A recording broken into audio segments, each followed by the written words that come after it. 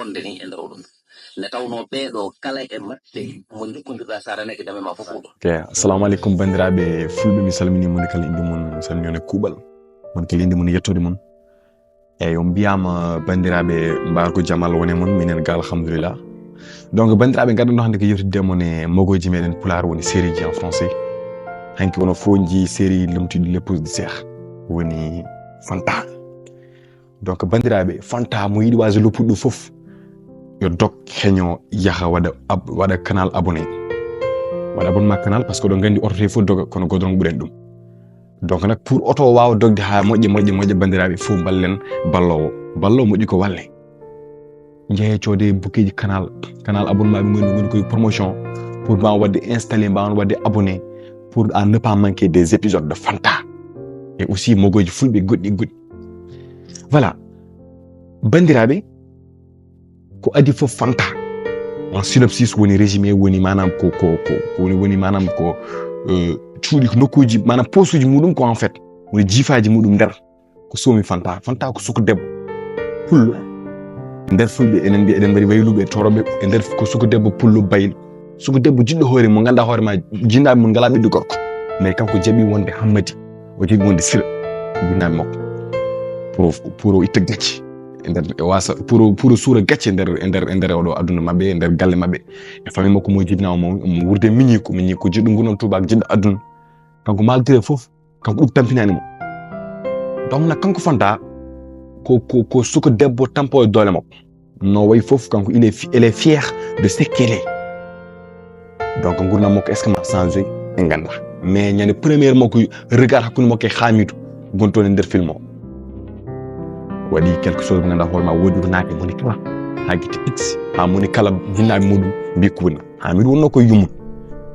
on joni foof Hamidou no yumu wi ɗum est ce que ça va o wi way ça ne va pas parce que hakkille wonto huuɗi omo ɗon mais wala ɗon wonde ɗon wasa wonde ɗon par ce que neɗɗo to gonɗa ɗo sa nani ala ɗon tan par ce que hakkille ma wonto boni ko hakkille waɗata neɗɗo to woni ɗo won ɗon. Donc kadi on jii ganduɗa hoore ma woni oɗo woni Dev hanki premier épisode façon menace fo e jeeyi réseaux sociaux façon ɗum ɗo fo e jeeyi réseaux sociaux mais bandiraɓe saɗa waɗa menace min cikkomi mbatta menace ko Dev borom message uji ɓe mbatta commentaire aɗa ƴatto jinnaɓe aɗa ɗumen on wona inde makko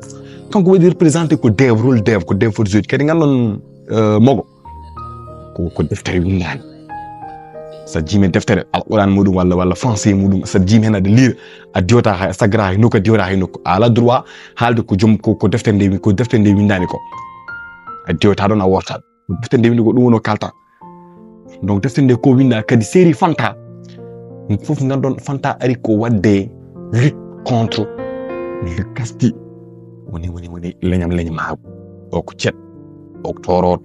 o ko bayl o ko bambat o ko ɗum ɗo enen fof nden ɗum enen fof gonnen fulɓe eɗen gurde même société nden probléme alano jinnaɓe men ndende mais ko joni probléme wattarde ay torodo mawno kino wi kañum jeeyi fof torodo amini ceɗɗo wiye kañum woni jambar wiye baylo woni ɗum ɗo baylo tafata jamɗe kalmo sinka e yoɗani ceɗɗo sakke jogui lehe ɗum ɗoji sahara ɗum ɗoji a wawa famde ay gawlo awluɓe wambaɓe ɓe gartirata ko ancien men woni nos histoires. Baylo woni français le bijoutier Fanta c'est une bijoutière on jii nder film o ga wiye leñol gongol wawa ardade surtout manak baylo e nder film on ene hen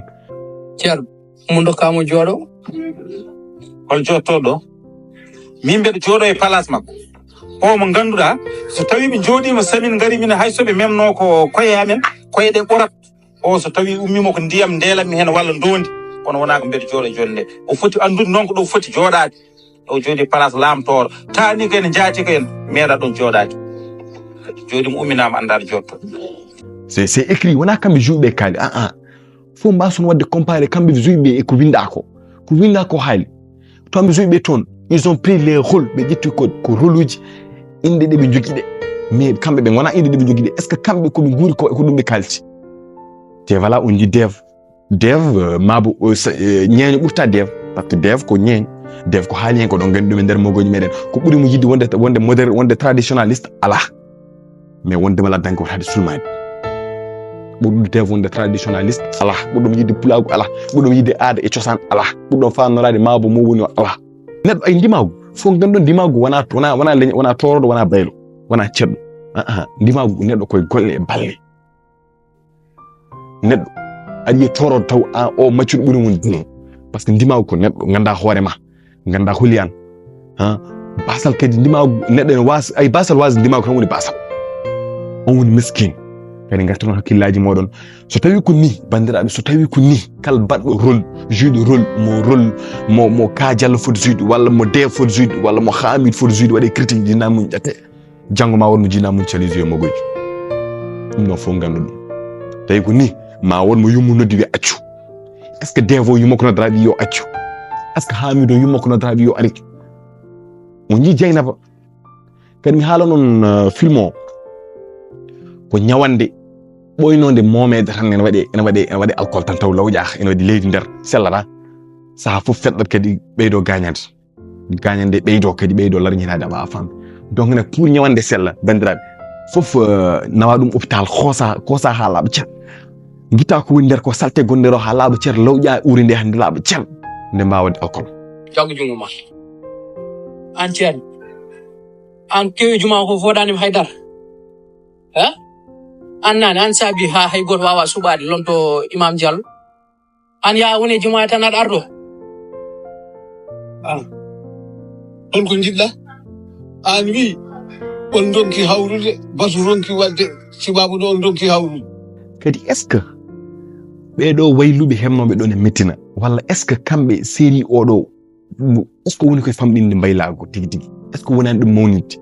ndaare ko arata série oɗo addimo ko mawnide mbaylago hollu hokkude mbaylago woni ñeeñɓe leur valeur dans la société ko foti ko hebde ɓe keɓa ɗum ene so ndelli hunde moni kala ko foti ko hebde heɓa mais onon kadi oɗo Fanta holto sakkitoyto e Hamidou kadi oɗo yummum Hamidou hokko saabi o wari bamum Hamidou kadi oɗo Dev kaalo hanki mbaylago ɗum ɗo est ce que o Dev tigui au fond wona baylo Dev woni DJ Dou mo ɓuron andude kanko woni Amadou Samba Kounge woni DJ Dou woni chroniqueur pulaar influenceur incontournable mo ɓuron andude mo ganduɗa hoorema ala ko wonnani golloñol pulaar est ce que kanko e nder oɗo série Fanta est ce que o wona hen baylo donc nak bandiraɓe onon waylu mettinnoɓe hanki ɓe hande Moussa kono gande janggo mon nawrayi araray so ari non janggo wotto gaccingam message uji yaafo walla ɗum ɗo par ce que hankadi tawan ndiyam ɗam rufi ɓoftatako donc no gartin hakkillaji meɗen jeeɓen film o ganden ko haalata gandon kadi film o ɗum ɗo ko œuvre bindaɗo wona kamɓe ko winda ala koɓe mbawi hen kadi mbawon sendude personne et personnage personnage ko waɗa inventé la personne woni réel woni ko Allah addi personnage et temps et lieu endroit fof ko waɗa inventé c'est un roman purement fictif woni ganduɗa hoorema deftere miijande kala ko jiiɗa e mogo ko deftere miijande donc deftere nde ɗon nde haalanta ko affaire la société Mariama Ba woni pullo meɗen Sénégal Mariama Ba oɗon gandi ɗum presque onon yeɓoɓe onon dikam mabɓe ɗum ɗo seeɗa walla heeɗi histoire hay jinnaɓe nde gandi Mariama Ba o juino oɗon ɗum ɗo par ce que Mariama e nder kanko no jangganode woni sukko gorko mo windeno sukko gorko oɗon ko maccuɗo kan Mariama Ba ko torot e nder œuvre Mariama gorko desnoɗomo sankim ɓe jiɗi hokkudemo mawnum miñum gorko mo ko sali lali par ce que otomoɓe karnomo ha joni nani hakkille kadi o wi cela veut dire que oɗon wattemo hakkille ay ɗum fof ko e nder société sénégalaise woni surtout ma aussi e nder société pël eɗen jogui kasti ɗum ɗon ko hunde ko guila dawa dawi eɗen guri ɗum ayi koko ɓooyi wirede ene rewe ene reftene ɗumene yimɓe fof mani essentiel mais oɗo œuvre Fanta woni ndeɗo deftere Fanta woni mogo meɗen oɗo Fanta kesso lomtiɗo e pulde cheikh ko ɗum ɗon o ari lawƴude ha laaɓa ceer walla o haɓno ɗum de manière direct hay sinno on jaɓi wonde maccuɗo hokke gueɗal mum e nder société o jaɓa wonde baylo hokke gueɗal mum e nder société o baylo so wona onon yoɗata gande onon joni henki fulɓe gartude sinko mo arti ñanto yood mo arti waɗa ko toon pewnade ha fewi kadi sans baylo hotere horon fewnata he peggi seere ɓe walli fune mbaɗa ɗum mbaylago ɗum ko ɓooyi ko guilay ɗum ɗo donc neɗɗo mi salmini on bandiraɓe neɗɗo yo andu kadi mbawon sernude s'il vous plaît j'ajoute aussi encore une fois mbawon sernude neɗɗo o e neɗɗo o e neɗɗal ngal woni neɗɗo kanko personne no worni eyyi e neɗɗo e nder film o ɓe wona gotum ɗum mbawi seno ɗum personnage mi salminomi juurima jeehem onon fof kalmo alano Canal Plus ya doga soda Canal Plus waɗa installé galle mum série fanto oɗo war caggal ngal mon kon on jarama.